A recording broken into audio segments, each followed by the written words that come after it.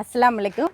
இன்றைக்கி நாங்கள் சிக்கன் ஊறுகாய் செய்கிறோம். இன்றைக்கி பார்த்தீங்கன்னா ஸ்பெஷல் கெஸ்ட் ஒருத்தவங்க வராங்க.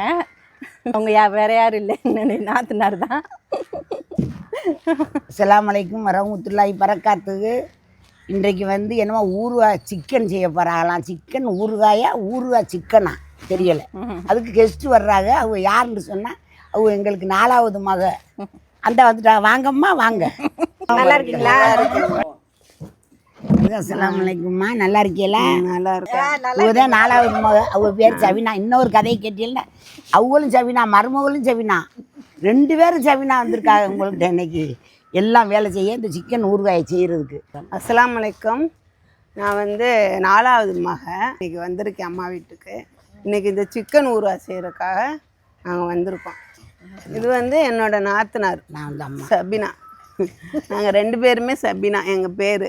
அப்போ உங்களுக்குள்ள சொல்லிக்கிட்டே என்ன மாத்திரம் சொல்லலை, அம்மாண்டு அம்மான்னு சொல்லணும். பார்த்தியெல்லாம் எப்படி கதை நடக்குது. உங்களை விட்டுட்டு நாத்தனார் மேலே அவ்வளோ ஒரு பந்த பசங்களாக இருந்துக்கிறாங்களாம். என்ன கூட சொல்லுங்க அதிசயத்தை.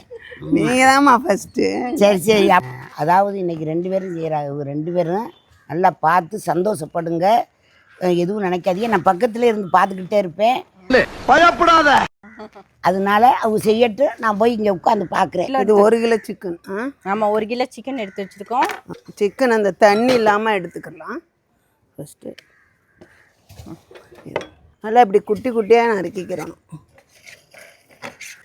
கடையில் வாங்கும் போதே நீங்கள் சின்ன சின்ன பீஸாக போட்டு அப்படியே நறுக்கி வாங்கிடுங்க. வினிகர் சும்மா ஒரு 2, இந்த 2 மூடிட்டு 2 போட்டுருங்க. 2 போட்டுட்டு இது ஒரு சாஃப்ட்னஸ்க்காக தான் இது போடுறோம். சாஃப்ட் ஆகும் கறி. இது இப்போ ஒரு 15 நிமிஷம் ஊற வைங்க.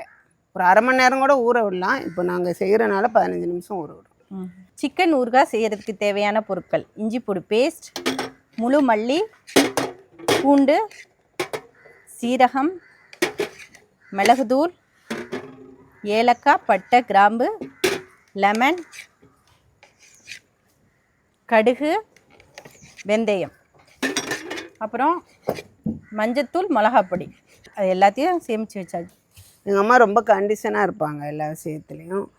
இப்போ சின்ன வயசுலேருந்தே அப்படி தான். அவங்க வேலை செய்கிறதுலாம் கூட நீங்கள் இப்படி தான் செய்யணும், அப்படி தான் செய்யணும், கரெக்டாக இருக்கணும் அப்படிங்கிறதெல்லாம் சொல்லிடுவாங்க. ஆனால் ரொம்ப கஷ்டமும் படுத்த மாட்டாங்க. அப்புறம் கல்யாணம் பண்ணிட்டு போனால் கூட நாங்கள் ஏதாவது சொன்னால் கூட அப்படி தான் இருக்கும், நீங்கள் அந்த மாதிரி தான் பொறுத்துட்டு வாழணும், அப்படி தான் இருக்குன்னு அட்ஜஸ்ட்மெண்ட் பண்ணி வாழுங்கன்னு சொல்லிக்கிட்டே இருப்பாங்க. நீ தான் தைரியமான ஆளத்தை சொல்லு.